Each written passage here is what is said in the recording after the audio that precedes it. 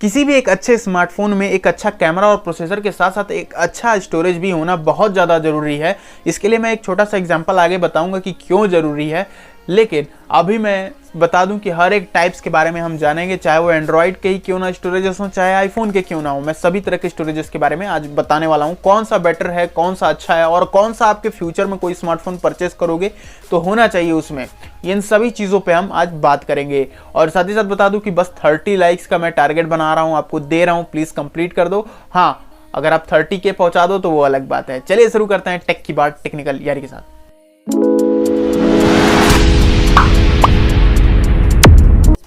पहले दोस्तों बता दूं कि क्यों जरूरी है।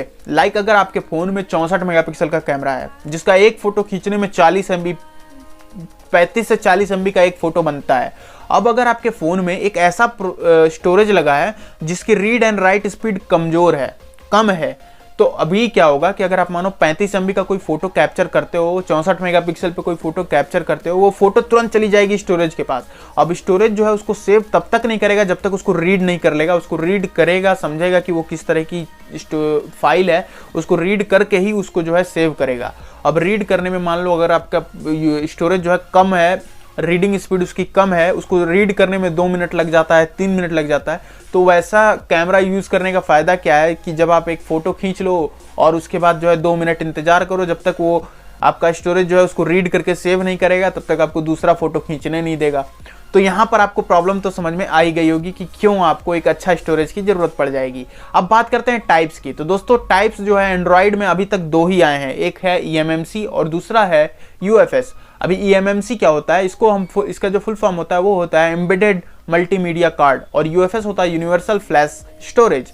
अब इन दोनों के बारे में अभी बताता हूँ। पहले बता देता हूँ eMMC के बारे में। दोस्तों eMMC जो होता है हाफ ड्यूप्लेक्स होता है स्टोरेज।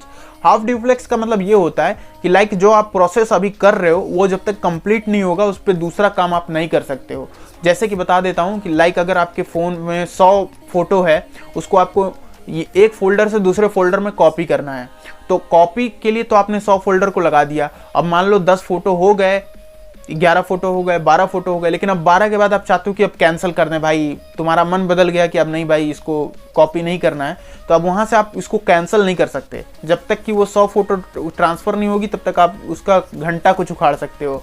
तो वो जब तक 100 फोटो उसमें कॉपी हो जाएंगी तब उसके बाद ही आप कोई एक्शन ले पाओगे उस पर। अब आपको समझ में आ गया होगा कि हाफ ड्यूप्लेक्स क्या होता है। तो हाफ ड्यूप्लेक्स में ये एक बहुत बड़ी प्रॉब्लम थी। अब इसके साथ साथ इसकी रीड एंड राइट स्पीड भी कम थी। जो eMMC है इसके बहुत सारे वर्जन से 2000 से लेकर के 2015 तक ये मार्केट में रहा है। 2000 में इसका 1.0 वर्जन आया था eMMC 1.0, उसके बाद 1.2, 1.3, इसी तरह करते करते 3.1, 3.2, इसी तरह करके अभी 2015 में 5.1 आया सबसे लेटेस्ट। अब उसके बाद जो है इन्होंने वर्जन बनाना ही बंद कर दिया आगे का। उसका रीज़न बताऊंगा मैं कि क्यों बंद कर दिया इन्होंने आगे बनाना। तो जो इसका 5.1 जो इसका जो सबसे लेटेस्ट था eMMC का स्टोरेज, इसका जो 5.1 था eMMC, इसमें जो आपको रीड स्पीड मैक्सिमम मिलती थी 300 Mbps मिलती थी रीड स्पीड, और राइट स्पीड लगभग 250 Mbps के करीब मिला करती थी। तो प्रॉब्लम क्यों, इसको वर्जन क्यों बंद किया, मैं अभी आपको थोड़ी देर में समझाता हूँ। तो इससे तो आपको eMMC के बारे में जितनी जानकारी देनी चाहिए थी वो तो आपको दे चुकी मैंने। अब eMMC का जो है अभी भी कुछ स्मार्टफोन यूज़ करते हैं, जैसे बजट रेंज का कोई स्मार्टफोन बनता है तो उसमें eMMC वाला स्टोरेज दे देते हैं। eMMC गलत नहीं है, गड़बड़ स्टोरेज नहीं है, बस यही है कि उसमें रीड एंड राइट स्पीड आपको कम मिलती है, और साथ साथ ये हाफ ड्यूप्लेक्स है। इसमें आप एक साथ एक ही काम कर सकते हो, 2-3 मल्टीटास्किंग वगैरह काम नहीं कर सकते हो। अब चलते हैं UFS वाले स्टोरेज पे। UFS दोस्तों 2014 में लॉन्च हुआ था।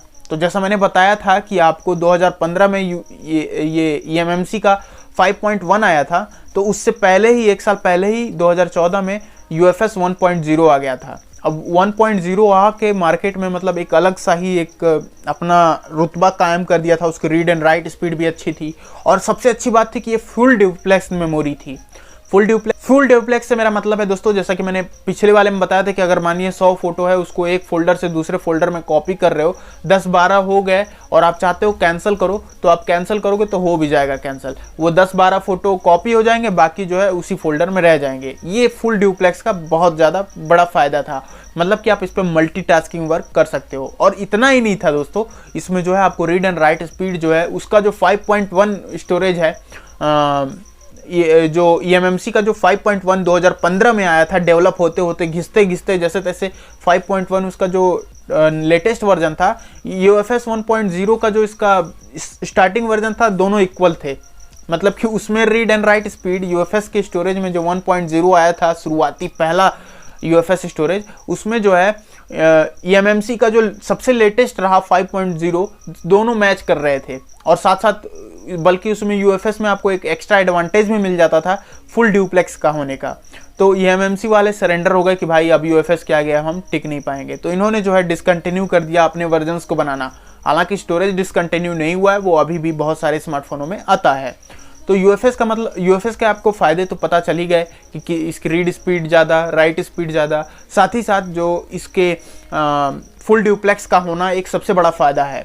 अभी बताऊं दोस्तों कि जो eMMC का लेटेस्ट वर्जन रहा है 5.1, उसमें आपको बताया मैंने कि 300 Mbps रीड स्पीड और 250 Mbps के करीब राइट स्पीड मिलती है। लेकिन मैं बताऊं कि UFS का अभी जो लेटेस्ट स्टोरेज चल रहा है मार्केट में, आज 7 फरवरी है और आज के डेट में जो सबसे लेटेस्ट चल रहा है UFS का स्टोरेज का टाइप, वो है 3.1, UFS का 3.1, जो फ्लैगशिप लेवल के स्मार्टफोनों में यूज़ हो रहा है। अभी मिड रेंज के अगर आप फ़ोन यूज़ करते हो तो उसमें 2.1 मिलता होगा आपको UFS का, 2.2 भी है, 2.3 भी है। तो अभी जो है ये 3.1 तक ही पहुंचा है UFS। लेकिन आपको हैरानी होगी, 3.1 का जो रीड स्पीड है वो 2200 Mbps है। जो मैं फिर से रिपीट करता हूं कि जो 3.1 का जो रीडिंग स्पीड है वो 2200 Mbps है और राइट स्पीड आपकी करीबन 1800 Mbps है। 2200 Mbps का मतलब समझ रहे हो, 2.2 Gbps और 1800 Mbps की मतलब 1.8 राइट स्पीड जो है 1.8 Gbps। तो बताओ अभी ये 3.1 पे ही है और इसके में मतलब 2.2 Gbps तक चला गया। और eMMC का जो स्टोरेज है 5.1, उसमें आपको 300 Mbps ही देखने को मिलता है रीड स्पीड। ज़मीन आसमान का फ़र्क पड़ता है। तो इसीलिए अब जो है धीरे धीरे सभी स्मार्टफोनों में UFS का ही स्टोरेज मिलने लगा। अब UFS को आप कंपेयर कर सकते हो, लाइक अगर लैपटॉप वगैरह के बारे में आपको जानकारी है तो आप UFS को SSD से कंपेयर कर सकते हो और eMMC को आप लाइक हार्ड डिस्क से कंपेयर कर सकते हो। चलिए अब बात करते हैं आईफोन के स्टोरेज के बारे में, जो कि वो NAND फ्लैश स्टोरेज का यूज़ करता है। NAND एक्चुअली नॉट और एंड को मिला करके बनता है। अभी मैं आपको ज़्यादा डीपली बताऊंगा तो आप बोलोगे कि मतलब कंप्यूटर तो पढ़ा नहीं, तो मैं कंप्यूटर के बारे में आप ज़्यादा नहीं बताऊंगा, मैं शॉर्ट में बताता हूँ। एक्चुअली ये है इलेक्ट्रॉनिक वेव्स की वजह से जो है, इलेक्ट्रॉनिक वेव्स में आपके जो है स्टोरेजेस, आपके जो फाइल्स हैं उनको सेव करता है। इसकी भी जो रीड एंड राइट स्पीड है बहुत ही अच्छी होती है। इसको भी आप SSD, कंप्यूटर का जैसे SSD होता है मेमोरी, उसी के साथ इसको भी कंपेरिजन आप कर सकते हो।